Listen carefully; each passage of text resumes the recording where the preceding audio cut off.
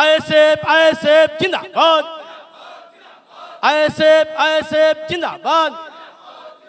মাননীয় নওশাদ সিদ্দিকী ভাইজান জিন্দাবাদ। আমরা আজকে আমাদের জয়েন্টের প্রোগ্রাম শুরু করছি। আমাদের এখানে জয়েন্ট হচ্ছেন কংগ্রেস নেত্রী জিনিয়া বিবি, বিবিপুর পঞ্চায়েতের বিষ্ণুপুর গ্রামের নেত্রী এবং বসিরহাট 2 নম্বর ব্লকের কংগ্রেস নেত্রী। এই পঞ্চায়েতেও উনি প্রার্থী ছিলেন। তার সাথে আমাদের এখানে 50টার উপরে কর্মী এসছে তারা জয়েন্ট হওয়ার জন্য। আমরা জয়েন্ট করবো। কুতুববার অবজারভার কুতুববার হাত দিয়ে জয়েন্ট হচ্ছে। আইএসএফ জিন্দাবাদ। জিন্দাবাদ জিন্দাবাদ। ইন্ডিয়ান সেকুলার ফ্রন্ট জিন্দাবাদ। মাননীয় নওশাদ সিদ্দিকী ভাইজান জিন্দাবাদ। মাননীয় আব্বাস সিদ্দিকী ভাইজান জিন্দাবাদ। আইএসএফ জিন্দাবাদ। আইএসএফ জিন্দাবাদ। মাননীয় নওশাদ সিদ্দিকী ভাইজান জিন্দাবাদ।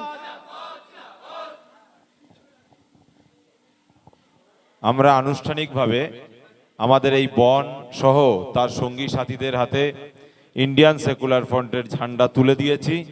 আশা করছি মৃত্যুর আগে পর্যন্ত ইন্ডিয়ান সেকুলার ফ্রন্টের ঝান্ডা তারা হাতে ধরে রাখবে, এই আশা রেখেই আমরা বনের হাতে তুলে দিলাম। এখন আমি অনুরোধ করব বনকে কিছু বলার জন্য। আমরা জিনিয়া বিবিকে কিছু বলার জন্য অনুরোধ করছি।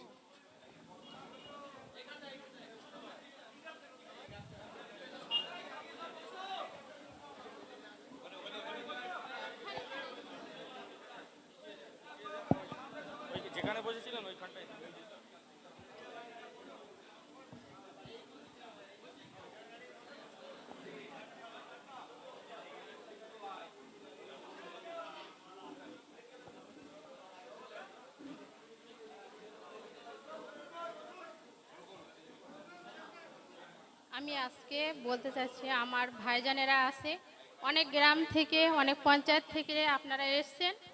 আর আমি এসছি বিবিপুর বেগমপুর পঞ্চায়েত থেকে, জিনিয়া বিবি। আমি বলতে চাইছি যে আমি আজ ফার্স্ট টাইম এসছি আপনাদের দলে জয়েন করতে। হ্যাঁ, আমার সঙ্গে থাকবেন আপনারা। আপনাদের দোয়া অবশ্যই আমার দরকার। আপনারা সবাই আমার সঙ্গে থাকবেন, আমি যাতে এগোতে পারে আপনাদের নিয়ে। এটাই আজ বেশি কিছু বললাম না।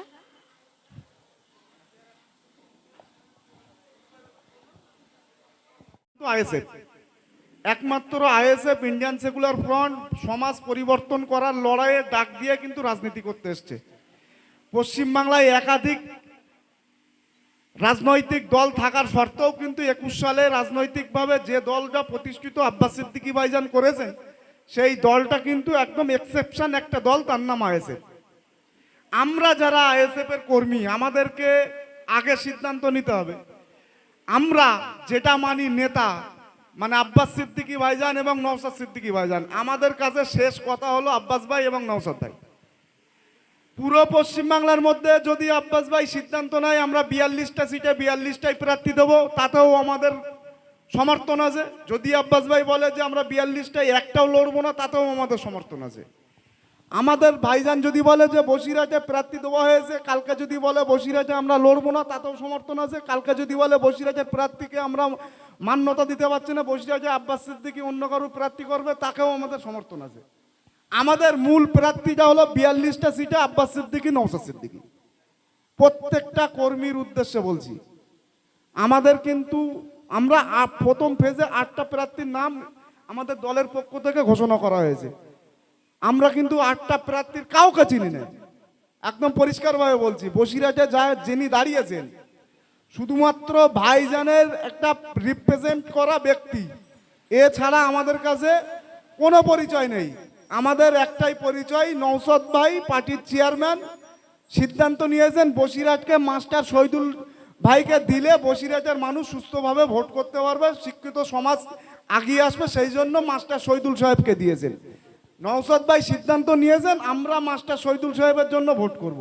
আমাদের মধ্যে 100% যেটা আছে সেইটা দিয়েই আমরা আমাদের প্রার্থীর পাশে দাঁড়িয়ে থেকেই ভোট করব। এখন ধরুন কালকে যদি আমাদের এখানে XYZ অন্য কেউ প্রার্থী হয়, তাতেও আমাদের কোনো অসুবিধা নেই, একদম পরিষ্কারভাবে বলছি। দল সিদ্ধান্ত যেটা নেবে, আমরা শুধুমাত্র ভাইজানের হুকুমের গোলাম। ভাইজান যেভাবে, যখন, যেভাবে, যেখানে বলবে আমরা তখন সেখানে দাঁড়িয়ে সেই কাজটাই করব। এইভাবেই কিন্তু আমাদের মেন্টালিটি প্রিপারেশন নিতে হবে। পরিষ্কারভাবে বলছি, আপনারা বিভিন্ন জায়গার থেকে আমাদের কাছে ফোন করছে, ভাই আমাদের প্রার্থী অমুক হয়েছে, আর একটু ভালো হলে ভালো হতো, আর একটু ভালো হলে ভালো হতো। আর আমরা বসিরহাটে আমরা নওশাদ ভাইকেও দাবি করেছিলাম, দল সিদ্ধান্ত নিয়েছে, নওশাদ ভাই আসেনি, যে আসছে তাকেই আমরা নওশাদ ভাই ভাববো। নওশাদ দার পাঠানো দূত, তাকে আমরা নওশাদ সিদ্দিকী ভাইজানই ভাববো। সুতরাং প্রার্থী নিয়ে আমাদের মাতামাতি করার কোনো প্রয়োজন নেই। আমাদের যেটা কাজ, আমাদের পরিচয়, আমরা আইএসএফ করি।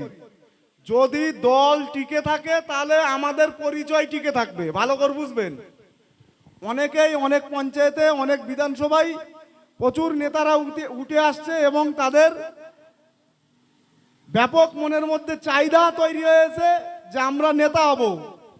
আপনি যে দলের নেতা হবেন, আপনি যে দলের নেতার পরিচয়ে পরিচিত, যদি আপনি লোকসভা ইলেকশনে আপনার ওই বুথ থেকে, আপনার ওই পঞ্চায়েত থেকে, আপনার ওই বিধানসভা থেকে যদি লিড করতে পারেন তাহলে আপনি নেতা থাকবেন। যদি আপনি দল টিকিয়ে রাখতে পারেন তাহলে দলের পরিচয়ে আপনি পরিচিত। সুতরাং আপনাকে আগে টার্গেট নিতে হবে দল টিকিয়ে রাখা। আপনি নেতা পরে, যদি দল টিকে না রাখতে পারেন আপনার এলাকায়, তাহলে কিন্তু আপনারও কোনো মূল্য নেই। সুতরাং আপনি সিদ্ধান্ত নেন যে আপনি দলকে কিভাবে রিপ্রেজেন্টেটিভ মানুষের সামনে করবেন, প্রেজেন্ট কিভাবে করবেন মানুষের সামনে, তাহলে মানুষ কিভাবে অ্যাকসেপ্ট করবে। মানুষ অ্যাকসেপ্ট করলে আপনার পরিচয় থাকবে, আমার পরিচয় থাকবে, নইলে কিন্তু আমরা জিরো। দলের পরিচয়েই আমরা পরিচিত। সুতরাং দলের সিদ্ধান্ত যেভাবেই আসুক না কেন, আমরা আমাদের স্থানে দাঁড়িয়ে, আমরা যেখানে যে স্থানে আমরা আছি, কেউ বুথে আছে, কেউ পঞ্চায়েতে আছে, কেউ বিধানসভায় আছে, সেই স্থানে দাঁড়িয়েই কিন্তু দলের সিদ্ধান্তকে আমরা ওয়েলকাম জানাবো, সাধুবাদ জানাবো। দলের সিদ্ধান্ত মেনেই কিন্তু আমরা কাজ করা শুরু করব।